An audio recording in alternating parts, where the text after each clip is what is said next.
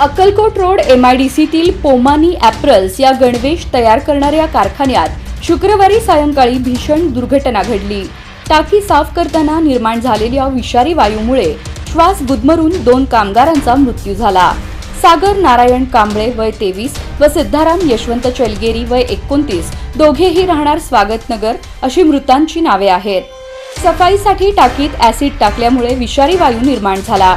टाकीतील काम सुरू करण्यासाठी गेलेले 4 कामगार नाश्ता करून परतल्यावर सागर कांबळे टाकीत उतरला, मात्र काही वेळातच तो निशब्द व बेशुद्ध झाला।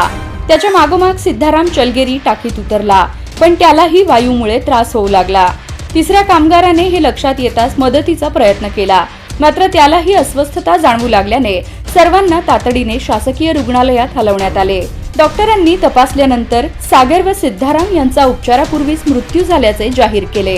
घटनेची माहिती मिळताच MIDC पोलिसांनी घटनास्थळी धाव घेतली आणि गर्दी नियंत्रणात आणली।